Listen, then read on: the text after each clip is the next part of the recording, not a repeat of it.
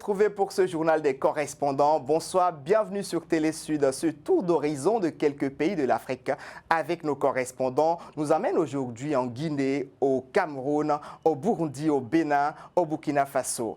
Alors, nous commençons tout de suite cette édition par un portrait. Il s'agit d'une jeune athlète. Elle n'a que 17 ans et elle rêve d'écrire une page de l'histoire de son pays. Mariam Lamarana Touré domine le championnat guinéen de natation depuis 2018.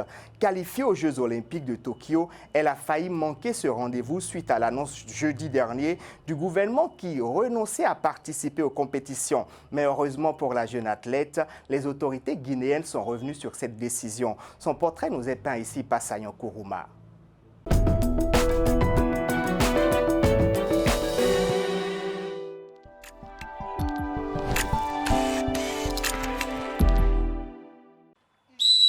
Les derniers plongeons ici à Conakry de la nageuse guinéenne Mariam Touré. L'athlète s'apprête à honorer les couleurs de son pays au JO de 2020. À seulement 17 ans, c'est un diamant brut qui ne demande qu'à briller à Tokyo. Plus jeune athlète dans l'histoire du pays à participer aux Jeux Olympiques, Mariam veut marquer ce moment et écrire l'histoire. Prête et prête. On dit toujours que la promesse est une dette, mais pour moi, ça sera une très très grande fierté pour moi de ramener une médaille pour mon pays, quelle qu'en soit la couleur. Avant le départ pour Tokyo, chaque détail a son importance. Dernier réglage pour l'athlète guinéenne et ses coachs, l'endurance. Surtout aux 100 mètres, aux Jeux Olympiques, je fais 100 mètres brasse. Du coup, il faut que je travaille l'endurance. Une fois que je fais 50 crawl, 50 brasses plutôt, au retour du 100, je suis morte. Donc il faut qu'on travaille l'endurance aussi. Ces dernières années, Mariam est devenue une athlète de référence dans la discipline. Médaillée de bronze au championnat d'Afrique Zone 2 en 2018 à Dakar. Et c'est elle la championne en Guinée depuis 3 ans maintenant. Encourageant mais anecdotique, c'est à Tokyo, il faudra tout confirmer. Il faut qu'elle travaille un peu sur les ondulations. Et le mouvement, le plongeon, il faut qu'elle travaille un peu sur le plongeon. Et l'arrivée, il faut qu'elle fasse le 2 mouvements de bras, qu'elle touche avec les 2 bras. Elle commence à progresser depuis qu'on a repris les entraînements. Elle progresse. Franchir les frontières guinéennes et devenir une star à l'image de son idole Alia Atkinson, la nageuse jamaïcaine spécialiste des brasses et des nages libres, est l'ambition qui anime Mariam. Son quotidien, revoir les vidéos de son idole. Ça fait vraiment plaisir, je me dis, un jour je vais faire comme elle. Déjà, c'est une très très grande fierté pour moi de représenter mon pays lors des Jeux Olympiques. Et c'était vraiment un rêve pour moi de participer aux Jeux Olympiques. Et réaliser ce rêve, c'est vraiment, ça fait du bien en fait. Polyvalente, l'athlète de 17 ans, en plus de la natation, s'est fait remarquer également en athlétisme, en handball et en cyclisme. Deuxième fille d'une fratrie de 3 sportifs, la passionnée du football tient sa polyvalence de ses parents. Papa, ancien gardien de but, et maman, ancienne handballeuse. Pas donc surprenant de voir Mariam marcher sur leur pas. C'est une grande fierté pour nous, à 17 ans déjà, parce que moi, je n'ai pas eu la chance d'aller aux Jeux Olympiques. Ce n'est pas fait à n'importe qui. Moi, mon objectif serait qu'elle soit la meilleure du monde, pas la meilleure de la Guinée, mais la meilleure du monde, c'est ça l'objectif de chacun, d'un tout père de famille. C'est pourquoi je l'encourage et je la soutiens. À Tokyo, Mariam Touré tentera de faire briller la Guinée et peut-être brandir la toute première médaille olympique de la Guinée dans cette discipline. Je vous amène maintenant à la découverte d'une start-up camerounaise qui innove avec un produit qui permet de mieux gérer la consommation de gaz domestique. Nos correspondants de Vision 4 au Cameroun sont allés à la rencontre des inventeurs de ce produit qui a également pour fonction de limiter les risques d'incendie dus aux fuites de gaz. Chimène Baleba, Cyril Ngidjoy.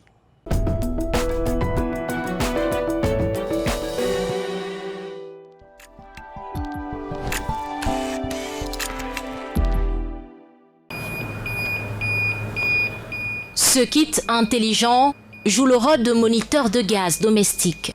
Installé sur une bouteille à gaz, il permet à chaque ménage de contrôler systématiquement sa consommation, tout en prévenant des risques de fuite de gaz. MyGaz permet en fait aux consommateurs de gaz domestique de suivre leur consommation en temps réel. C'est-à-dire qu'ils peuvent savoir à chaque minute, bien quand ils le désirent, combien reste dans ma bouteille. Ce dispositif est en réalité la forme semi-finie du produit. La version commercialisée, la voici, un outil plus miniaturisé. Pour mieux comprendre le fonctionnement de la start-up, nous passons à des essais au siège technique situé à Yaoundé avec Bissot Ruben, jeune ingénieur âgé de 26 ans. Il est à la tête de la grande équipe de conception constituée de 4 autres employés. Le niveau de lumière indique le niveau de gaz en fait. Bon, c'est ce même principe que le dispositif se base sur la bouteille à gaz en fait. Lorsqu'il y a un flux de gaz, le dispositif en fait détecte la fuite de gaz et il va déclencher une alarme et en même temps envoyer un SMS à mon téléphone en fait. Ruben s'est tout simplement inspiré des difficultés quotidiennes rencontrées dans les ménages. Au-delà d'améliorer la gestion du gaz domestique, MyGaz permettra aussi de limiter le trafic de gaz, qui reste une pratique très récurrente dans l'industrie gazière. Il y a une vidéo qui circulait dans les réseaux sociaux il y a cela 2 mois, où on montrait des trafiquants de gaz qui trafiquaient et qui faisaient un transfert de gaz pour d'autres bouteilles. Donc ils siphonnaient certaines bouteilles, ils envoyaient. Et ça fait vraiment le buzz au Cameroun et les gens sont vraiment indignés et disent « Ah, donc c'est comme ça en fait qu'on nous vend du gaz ». Alors, MyGaz permet aux utilisateurs de vérifier que le gaz est plein à l'achat. Il s'est donné encore quelques mois pour créer les premiers modèles prêts à être commercialisés. Car si le projet gagne en croissance, il veut plus de financement pour développer l'industrie. Étant donné le manque d'infrastructures pour la manufacture de masse dans notre pays, donc nous sommes obligés de faire la production de masse à l'étranger, en l'occurrence en Chine. Donc il y aura dans notre plan de développement, nous avons une mini-production qui va se faire sur place, mais ça sera les premières phases, juste pour produire 100-200 unités. Même comme ça sera coûteux, mais pour raison de coût, pour que le produit soit abordable. Une grosse innovation dans un contexte où la fuite de gaz est la 2e cause d'incendie en Afrique subsaharienne. Direction le Burundi à présent, où la protection de l'environnement préoccupe les opérateurs économiques. Pour lutter contre l'usage des sacs plastiques, source de pollution, une jeune femme en situation de handicap investit dans la fabrication d'emballages biodégradables. Reportage.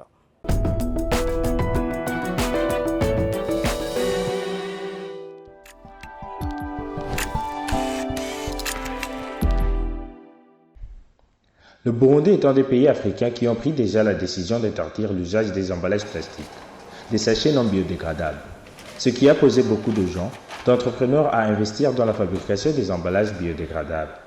Des initiatives individuelles aussi se manifestent aujourd'hui, même parmi les personnes vivant avec handicap, et ce, dans le but de protéger l'environnement et trouver aussi une autre source de revenus. C'est le cas d'une jeune femme vivant avec handicap et très soucieuse de la protection de l'environnement. Aujourd'hui, elle fabrique des emballages biodégradables en papier pour contribuer dans ce combat contre les emballages plastiques dangereux pour l'environnement. C'est dans le quartier Jabé, zone Giza, commune Mukaza, au cœur de Bujumbura, la capitale économique, qu'elle tient son atelier. Et ces emballages sont décorés pour être attrayants.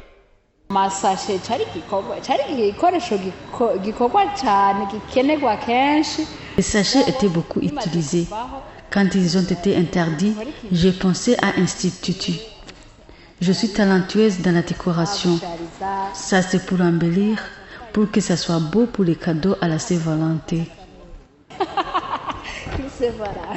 Une partie de sa matière première est importée de l'Ouganda, de la Tanzanie. Malgré la pandémie de Covid-19 qui perturbe son approvisionnement, cette jeune femme vivant avec handicap reste déterminée.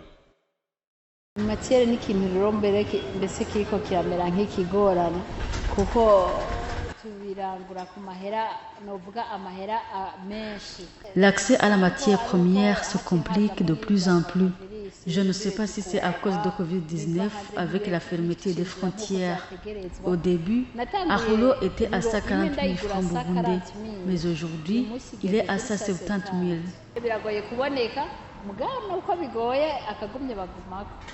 Le Burundi, pays d'Afrique de l'Est, a adopté en 2018 par décret l'interdiction des sacs et des sachets jetables en plastique sur l'ensemble de son territoire.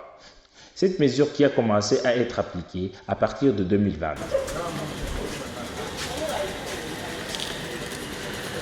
Gagner son pain en prenant le risque de se faire renverser par un motocycliste ou un automobiliste, c'est ce que font les vendeurs à la sauvette à Cotonou ou encore à Porto-Novo au Bénin.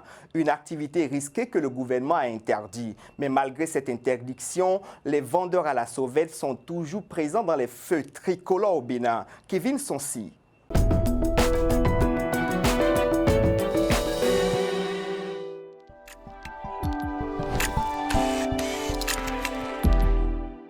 La vente à la sauvette est une activité très pratiquée au Bénin. Cette vente comporte des dangers tels que les accidents de circulation et autres. Elle est souvent pratiquée par des hommes et femmes à la quête de leur gagne-pain.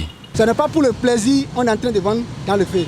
C'est parce qu'on ne sait pas comment faire, c'est pourquoi nous sommes au feu. C'est que toi-même, tu as la volonté de faire. Bon, quel que soit ce qui arrive, bon, tu vas supporter. Je fais business, je vends les trucs, j'achète, je vends encore, je trouve bénéfice. Mais quand je n'ai pas la personne qui va m'aider, c'est à cause de ça que je fais ça.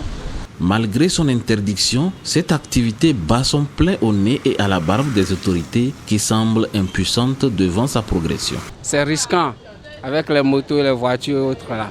Donc maintenant, si l'État interdit ça, je ne crois pas que l'État peut faire grand chose à leur sujet parce que même si on arrive à leur trouver du moyen, eux autres maintenant, d'autres viendront encore s'installer. Et je ne crois pas que l'État serait toujours en mesure de les, chaque fois aider les individus qui viennent vendre des trucs au feu.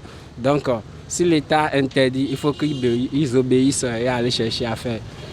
Bon, si le gouvernement nous demande de quitter le feu, bon, nous tous, nous sommes des hommes.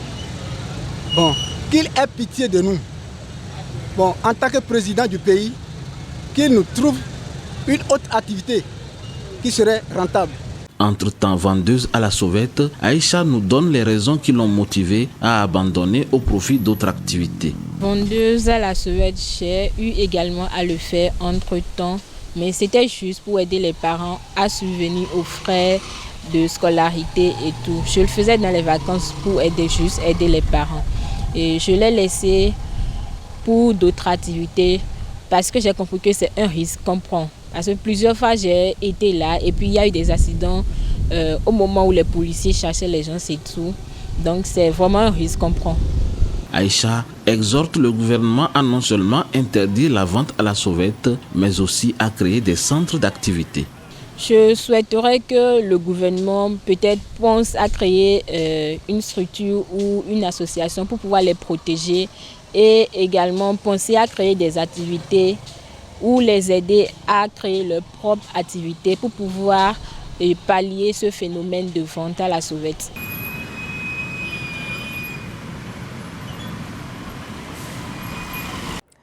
Le dernier sujet de cette édition de votre journal des correspondants se consacre à une initiative au profit des enfants et adolescents pendant ces vacances. Elle s'appelle Vacances Foot et réunit des jeunes vacanciers durant 8 semaines autour du football. C'est une initiative de Faso Athletic Club. Suivez plutôt ce reportage de Edem Aebla.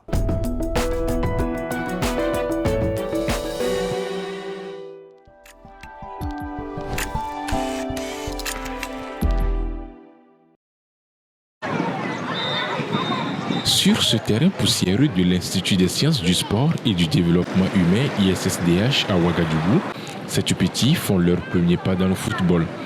Une activité de vacances organisée par Faso Athletic Club. Chaque année, nous regroupons plus de 100, souvent 100, 200, plus de 200 enfants par moment pendant les vacances. Et les périodes du camp vacances, c'est juillet-août. Nous avons 2 mois de cours. Et pendant ces 2 mois, ça fait 4 séances dans la semaine. Les jours de séance, c'est lundi, mardi, jeudi, vendredi.